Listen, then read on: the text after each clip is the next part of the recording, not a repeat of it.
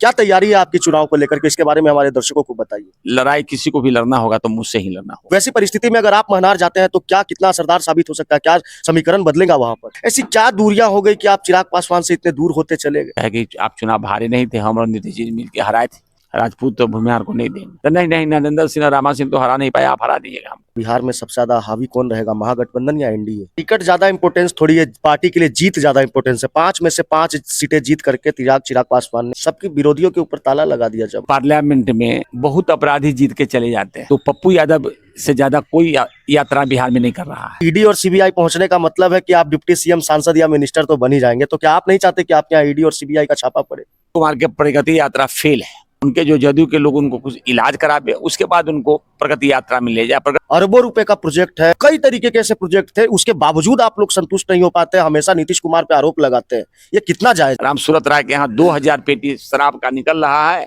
और उनके जो थाना प्रभारी है कह रहा है कि खिड़की में है शराब फेंका गया। आप अपने विधानसभा क्षेत्र के अंदर क्या रोड मैप लेकर के जाएंगे? क्या आपके कार्यकाल में कुछ ऐसे काम छूट गए हो जो अब आप करना चाहेंगे, या कुछ नई चीजें लाना चाहेंगे? इसको लेकर के भी कुछ बताइए। श्रीमती राबड़ी देवी पटन देवी मंदिर और शीतला मंदिर का जीर्णोद्धार किया, दूसरा कोई मुख्यमंत्री नहीं किया।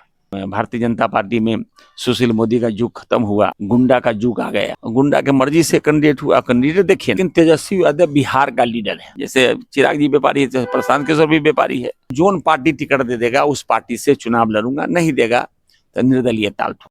देखिए, साल 2025 चल रहा है और बिहार में इस साल विधानसभा चुनाव होने वाले हैं, जहां एनडीए एक तरफ दिल्ली की जीत से उत्साहित होकर के नीतीश कुमार प्रगति यात्रा लेकर के पूरे बिहार में दौरे कर रहे हैं, वहीं अगर विपक्ष के नेता तेजस्वी प्रसाद यादव की बात करें तो वो लगातार बिहार में घूम करके अपने कार्यकर्ताओं के साथ संवाद स्थापित कर रहे हैं और उन्हें सफलता का मूल मंत्र दे रहे हैं।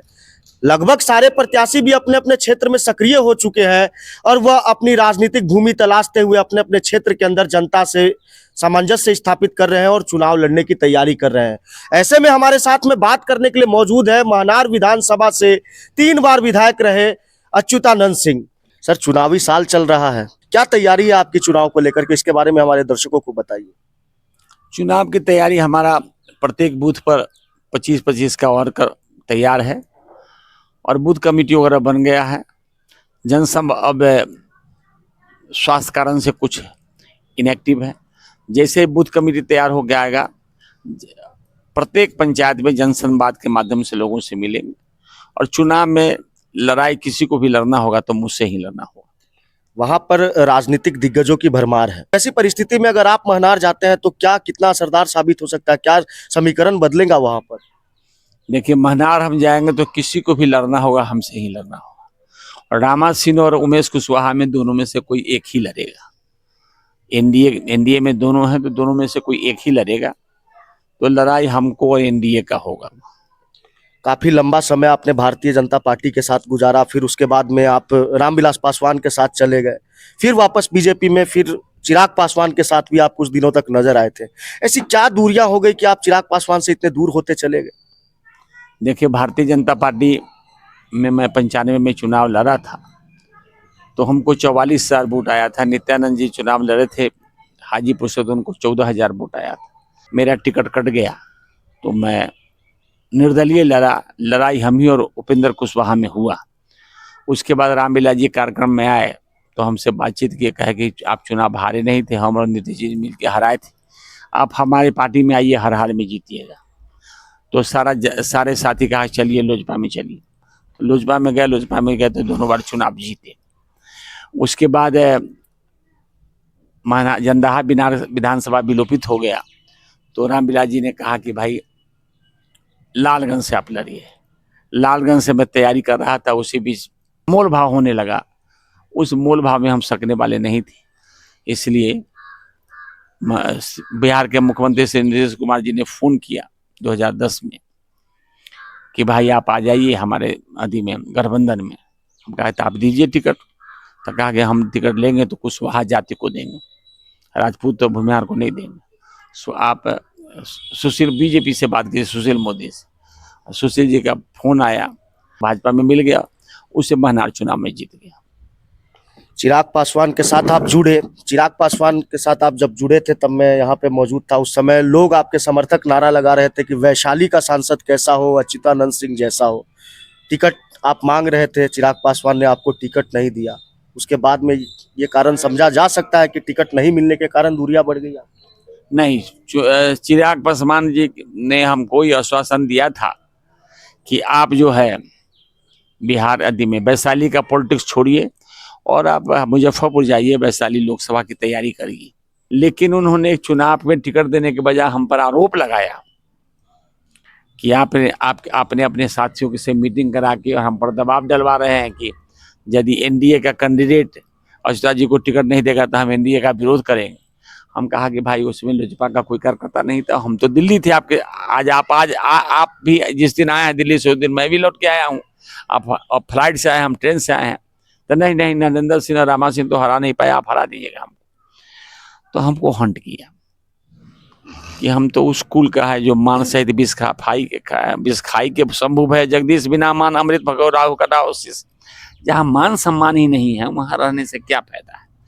लेकिन मैं तो 2 साल तक भाई बिहार का नेता कैसा हो, चिराग पासवान जैसा हो, फिर वैशाली का सांसद, हाजीपुर का सांसद कैसा हो, चिराग पासवान जैसा हो।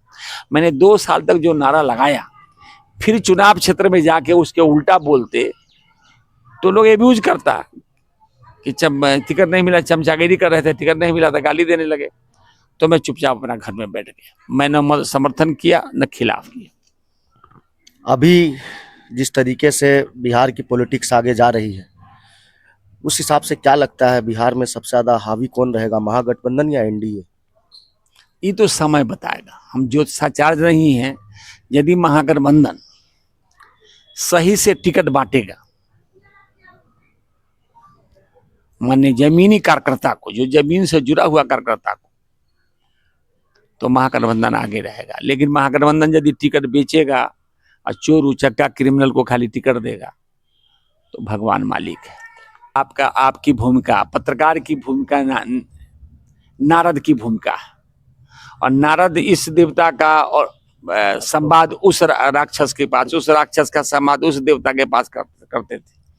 तो अब उस भूमिका में आप ही फैसला कीजिए ना कि 5 सीट पर वो लड़े, जिसमें अपने लोजपा का राष्ट्रीय अध्यक्ष थे, 4 को वर्कर था कोई क्या? कभी धरना प्रदर्शन, लड़ाई, रैली कुछ किया था क्या? एक मीटिंग किया था उनके बहनोई राजेश वर्मा, एक मीटिंग किया था। आपने बुला लिया, हमको बुला लिया क्या? ये आप अरुण कुमार जो पूर्व सांसद, पूर्व एमएलसी, उसको बुला लिया। पूर्व सांसद, पूर्व मंत्री और पूर्व विधायक रेणु कुशवाहा को बुला लिया। कुर्मी चेतना रैली के महानायक सतीश बाबू को बुला लिया। और आप किसी को टिकट नहीं दिया। टिकट ज्यादा इंपॉर्टेंस थोड़ी है, पार्टी के लिए जीत ज्यादा इंपॉर्टेंस है। 5 में से 5 सीटें जीत करके चिराग पासवान ने सबके विरोधियों के ऊपर ताला लगा दिया। जब आप सुनिए ना, पार्लियामेंट में बहुत अपराधी जीत के चले जाते हैं। जीतना और कार्यकर्ता को जाना, कार्यकर्ता जनहित की समस्या उठाएगा, और जो अपराधी है वो सत्ता का चमचागिरी करेगा। उसको जनहित की सवाल उठाने का औकात नहीं है, कलेजा में दम नहीं है। आपने कार्यकर्ता दल का है बनता है, कार्यकर्ता से ना दल बनता है भाई। तो आप दल का काम करा लीजिएगा किसी से, गुंडा बैंक के चेयरमैन को टिकट दे दीजिएगा। 400 करोड़ सब्सिडी मिला है इसका। जो जिसको टिकट दिए हैं वैशाली से, वो 2 फैक्ट्री खोला है एथेनॉल की, उसको 400 करोड़ केवल सब्सिडी मिला है। एथेनॉल की कंपनी वहां बंद कर दिया हो, और 400 करोड़ में 100 करोड़ उसको खर्चा ही हो जाए तो उसको क्या बैठे बैठे 400 करोड़ मिला है। ऐसे आदमी को आप टिकट दे रहे हैं। जो गुंडा बैंक चला रहा है उसको टिकट दे रहे हैं। जो शराब माफिया उसको टिकट दे रहे हैं। नीतीश जी ने कहा कि भाई मैं महात्मा गांधी का अनुयायी हूं, हम नशा मुक्त बिहार बनाएंगे। 29 से 30 हजार करोड़ रुपया प्रत्येक साल बिहार सरकार के रेवेन्यू को घटा हो रहा है। और पूरे बिहार में उनका, नीतीश जी का और एमएलए एमपी और भाजपा का एमएलए एमपी खुलेआम दारू बेचवा रहा है। राम सूरत के अथी में क्या नाम, स्कूल में 2000 कार्टून शराब मिला, और ये क्या नाम है, थाना प्रभारी लिख दिया कि खिड़की के होके शराब 2000 शराब फेंक दिया। 2000 सहिता हुआ शराब खिड़की से फेंकाएगा?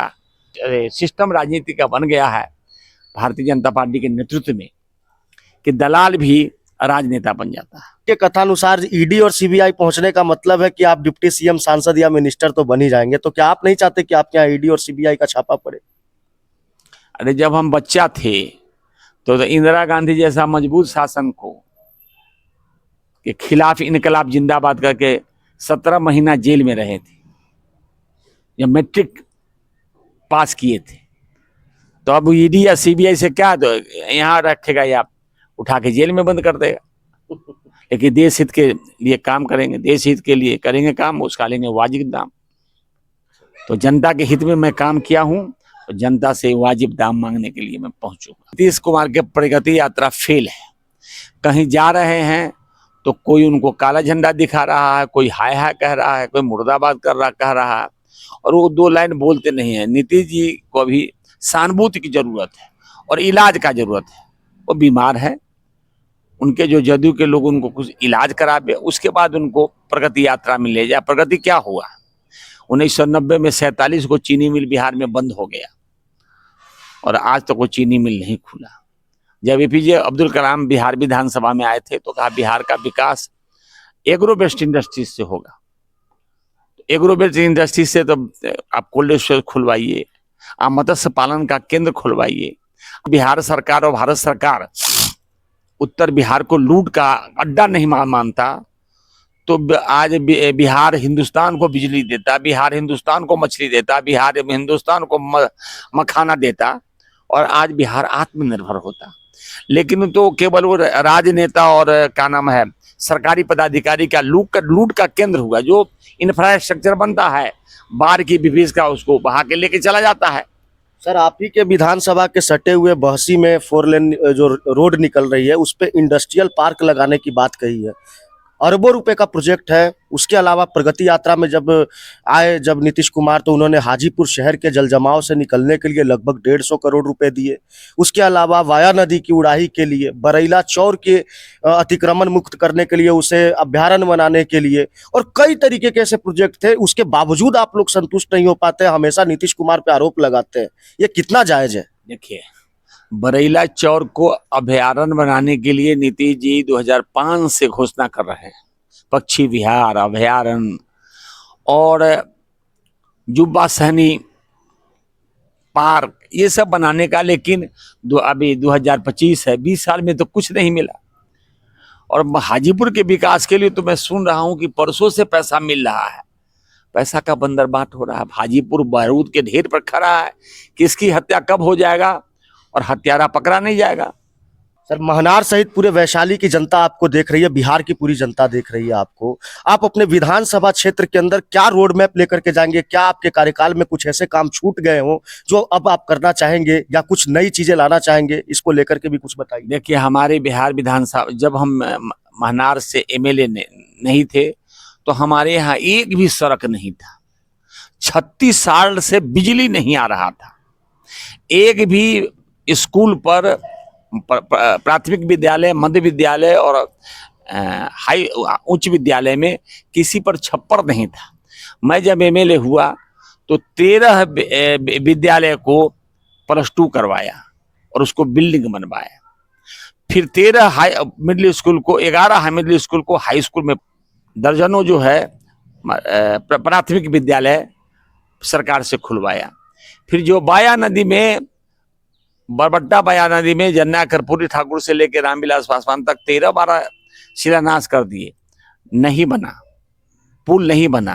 लेकिन जब हम एमएलए हुए तो सबसे पहले मैं पुल बनाया वहाँ बहसी चौर से और गंगा नदी तक के नहर बनाने का जनता प्रस्ताव दिया कि यदि बहसी चौर में नहर बन जाएगा तो उस नहर के माध्यम से भारी विकास होगा। लेकिन नहर बना, अरबों रुपया का प्रोजेक्ट पास हुआ, लेकिन नहर धरती पर बना के आकाश में बना वो नीतीश जी खुद शिलान्यास करने गए थे। रघुवंश बाबू भारत सरकार के ग्रामीण विकास मंत्री श्री रघुवंश प्रसाद सिंह जी के माता जी के पत्नी के श्राद्ध में वो गए थे और वो अपने भाभी के नाम पर उस नहर का नाम रखा कि भाई भाभी से रोटी दाल सब्जी खाए हुए हैं हम। लेकिन अब वो नहर आसमान पे बना के पताल में बना के धरती पर बना, ये मुझे मालूम नहीं है, लेकिन नहर के लिए अरबों रुपया बिहार सरकार के बजट ये प्रावधान कर दिया। सर, एक देश के अंदर एक महाकुंभ चल रहा है, 144 साल के बाद में संयोग बना। उत्तर प्रदेश सरकार की लगातार तैयारियां थी, भगदड़ भी हुई, कुछ लोगों की मृत्यु हुई, इस पे भी सियासत हुई। इसमें हमारे बिहार के नेता लालू प्रसाद यादव ने कहा कि वह महाकुंभ नहीं मृत्यु कुंभ था। ममता बनर्जी का भी ये बयान आया और हमने तेजस्वी यादव से भी पूछा था कि आप कब महाकुंभ नहाने जाएंगे, तो उन्होंने बोला कि मेरा महाकुंभ तो चल रहा है, हम तो कार्यकर्ताओं से मिल रहे हैं। तो क्या धर्म के ऊपर सियासत होनी चाहिए? लोगों को ऐसे बयान से क्या प्रतिक्रिया आनी चाहिए इस तरीके की? इसके बारे में आपका क्या कहना है? देखिए, आस्था का विषय है। जो करोड़ों लोग हैं जिनको त्रिवेणी में स्नान करने से ये लगता है कि हम पाप मुक्त हो जाएंगे, ये आस्था का विषय है।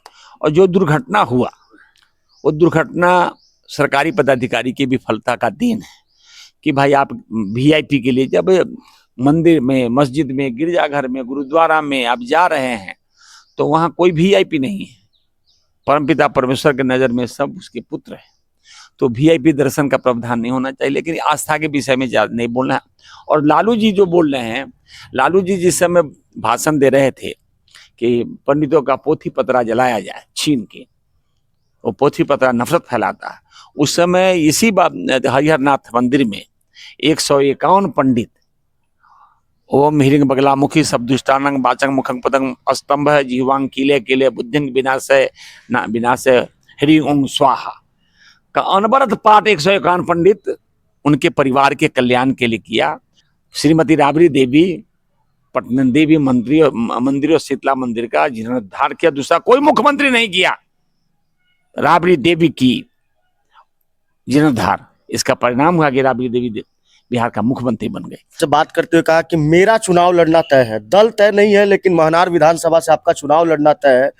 तो अगर जनता दल यूनाइटेड की तरफ से उमेश कुशवाहा आते हैं और एनडीए गठबंधन की तरफ से अगर रामा सिंह या रामा सिंह की पत्नी जो वर्तमान में विधायक है वो आते हैं, तो उस परिस्थिति में अगर आप इंडिपेंडेंट जाते हैं तो क्या किससे आपको टक्कर लेना पड़ेगा या उनको आपसे टक्कर लेना पड़ेगा? इसके बारे में बताइए। बताते हैं।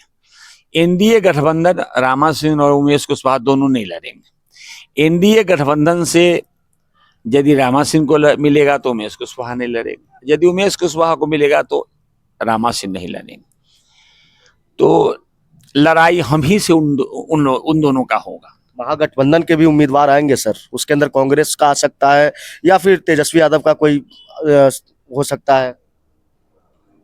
हमारे यहाँ जब सबसे मजबूत कैंडिडेट महागठबंधन के तुलसीदास मेहता और मुंशी लाल राय जी थी, तो मुंशी लाल राय जी को 42,000 से वोट ज्यादा कभी नहीं आया और मेहता जी महागठबंधन से लड़े थे आरजेडी से, तो हम और उपेंद्र बराबर में थे, उनको 24,000 वोट आया था।